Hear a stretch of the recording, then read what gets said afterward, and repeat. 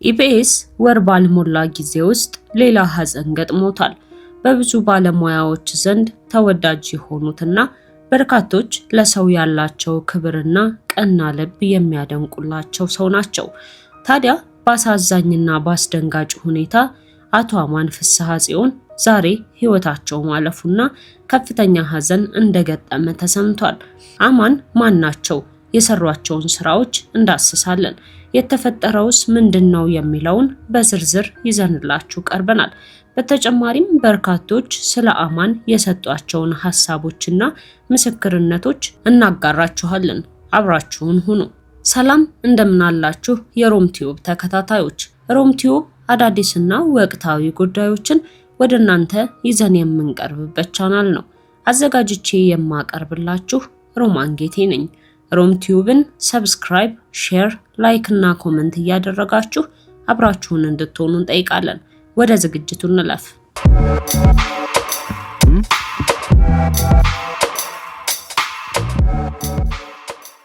ኢቢኤስ ቴሌቪዥን ለበርካቶች ምርጫ ሆኖ የሚከታተሉት የመዝናኛ ፕሮግራሞችን በሰፊው የያዘ ቴሌቪዥን ነው። ታዲያ ከሰሞኑ ሀዘን እየተደራረበበት ነው። ብዙዎች በኢቢኤስ በኩል የሚያውቃቸውን ሰዎች ሞት ሲሰሙ የራስ ቤተሰብ የሞተ ያክል ሲሰማቸውና ስሜታቸው ከፊት ላይ ሲነበብ ተስተውሏል። ከዚህ በፊትም የነበረው የጋዜጠኛ አስፋው መሸሻ ህልፈት፣ አሁን በቅርብ ጊዜ ደግሞ ብዙዎችን ያስደነገጠው የአርቲስት ነፃነት ወርቅነህ ህልፈት በኢትዮጵያ ልብ ከፍተኛ የሆነ ሀዘን ጥሎ ማለፉ ይታወሳል። ዛሬም ታዲያ አስደንጋጭ ዜና ተሰምቷል። የኢቢኤስ መስራችና መሪ የሆኑት የአቶ አማን ፍስሐ ጽዮን ህልፈት ተሰምቷል። ታመው በሕክምና ሲረዱ የቆዩ ቢሆንም እንኳን ዛሬ ላይ ግን ህልፈታቸው ተሰምቷል። አማን የብዙዎች ተስፋ፣ የችግረኞች ደራሽ፣ በሚዲያ ጥበባቸው የሰውነትን ዋጋ ያስመሰከሩ ባለውለታ ናቸው። የኢትዮጵያ ሚዲያ ታሪክ ሲነሳ ስማቸው ከፊት መስመር የሚጠቀሰው ታላቁ ባለራዕይ አቶ አማን ፍስሐ ጽዮን ከዚህ ዓለም በሞት መለየታቸውን ተከትሎ መላው የኢትዮጵያ የብሮድካስት ኢንዱስትሪ እና ወዳጅ ዘመዶቻቸው በጥልቅ ሀዘን ላይ ይገኛሉ። አቶ አማን ለኢትዮጵያ ሚዲያ እድገት ያበረከቱት አስተዋጽኦ ከግል ስኬት ባለፈ ሀገራዊ ፋይዳ ያለው ነበር። የኢቢኤስ መስራችና መሪ አቶ አማን እንደ አውሮፓውያን አቆጣጠር በ2008 ኢቢኤስ ቲቪን ሲመሰርቱ ዋነኛ ዓላማቸው በውጭ ሀገር የሚኖረው ኢትዮጵያዊ ከሀገሩ ባህል፣ ቋንቋና ወቅታዊ ሁኔታ ጋር በቅርበት እንዲገናኝ ማድረግ ነበር። ዛሬ ኢቢኤስ በዓለም ዙሪያ በሚሊዮኖች የሚቆጠሩ ተከታዮች ያሉት ለጥበብና ለባህል ትልቅ ስፍራ የሚሰጥ ግዙፍ ተቋም ሆኗል።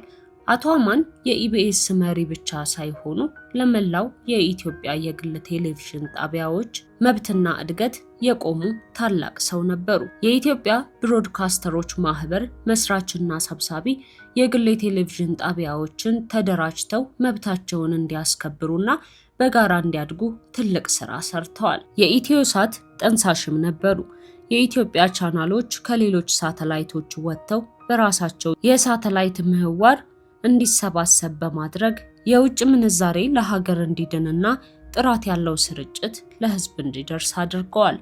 በአሜሪካ የኢትዮጵያ ንግድ ምክር ቤት እውቅና የተሰጣቸው አቶ አማን የሚዲያ ስራን ከንግድ ስኬት ጋር በማጣመር በመቶዎች ለሚቆጠሩ ወጣቶች የስራ ዕድል ፈጥረዋል። በተለይም ዘመናዊ የቶክ ሾውና የመዝናኛ ፕሮግራሞች በኢትዮጵያ እንዲለመዱ መንገድን የከፈቱ ቀዳሚ ሰው ናቸው። ከሚዲያ ስራዎች ባሻገር አቶ አማን ለብዙ አቅመ ደካማ ኢትዮጵያውያን የደረሱ፣ በችግር ውስጥ ያሉትን የረዱና ለሰው አዛኝ የነበሩ ደግ ሰው ነበሩ። በዝግጅቶቻቸውም ሆነ በግል ህይወታቸው የብዙዎችን ህይወት በበጎ ተጽዕኖ ቀይረዋል። የአቶ አማን ህልፈት ለአንድ ተቋም ብቻ ሳይሆን ለሀገር ትልቅ ኪሳራ ነው። ሆኖም ግን የፈጠሩት ተቋም የሰሩት በጎ ስራና ያሳዩት የጽናት መንገድ ለብዙዎች አርአያ ሆኗል። በርካቶች ታዲያ ይህንን አስደንጋጭ ዜና ከሰሙ በኋላ የተሰማቸውን ሀዘን እየገለጹ ሲሆን ስለነበራቸው በጎነትም ምስክርነት እየሰጡ ይገኛሉ። ከነሱ ውስጥ የተወሰኑትን እናጋራችሁ።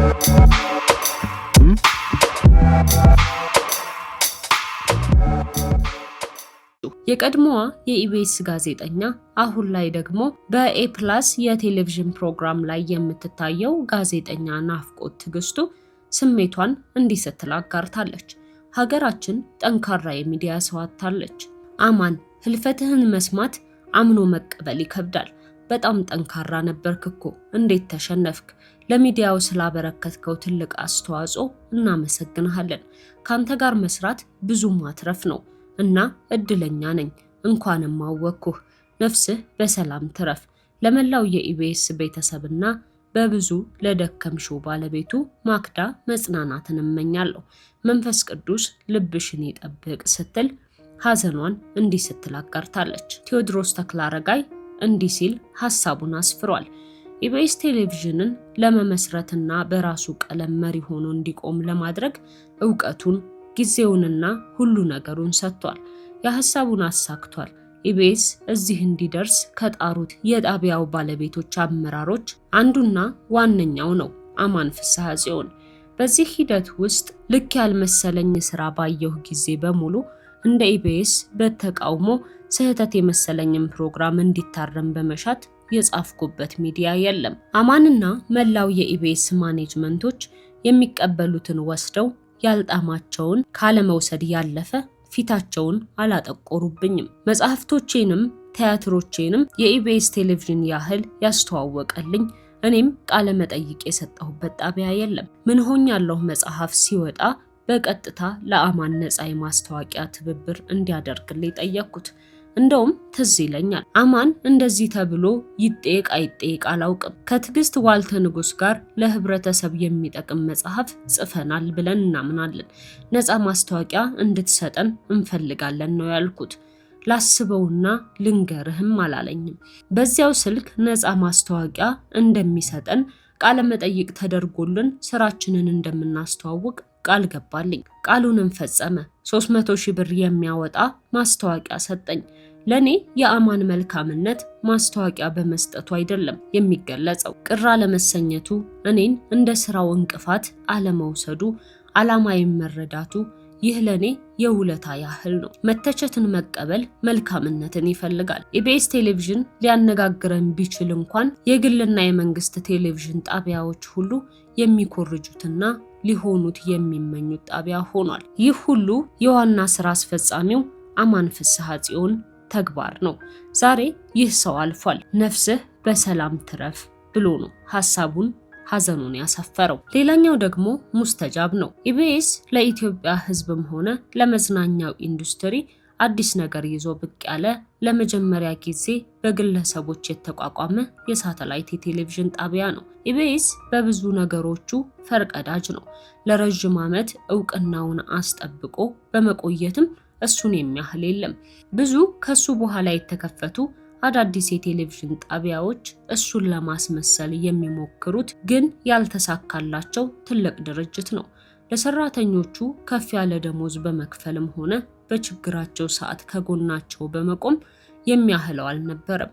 በቅርቡ እንኳን ነፃነት ወርቅነህን ከሀገር ውጪ በመሄድ ሕክምና እንዲያደርግ ሙሉ ወጪውን ሸፍነዋል። ለማዳን የቻሉትን ሁሉ አድርገው ነበር። ከመንግስት ጣቢያ ውጪ እንደ ሀገርም እንደ ህዝብም ለመጀመሪያ ጊዜ ያየነው ኢቢኤስ ቲቪን ነው። ይሄ የነሱም ሆነ የኛ ታሪካችን ነው። በሚያሳዝን ሁኔታ ይህን ተቋም ከመነሻው መስርቶ ተጽዕኖ ፈጣሪነቱን ዕውቅናውን ከ15 ዓመት በላይ አስጠብቆ በዋና ስራ አስኪያጅነት እስከ ዛሬዋ ቀን ድረስ ሲመራ የነበረው አማን ፍስሐ ጽዮን በዛሬው ቀን አልፏል ይላል። እኛም ላዘኑ መጽናናትን፣ ለሟች ነፍስ ደግሞ እረፍትን ይስጥልን እንላለን። ለዛሬ ይዘንላችሁ የቀረብነው ይህ ነበር።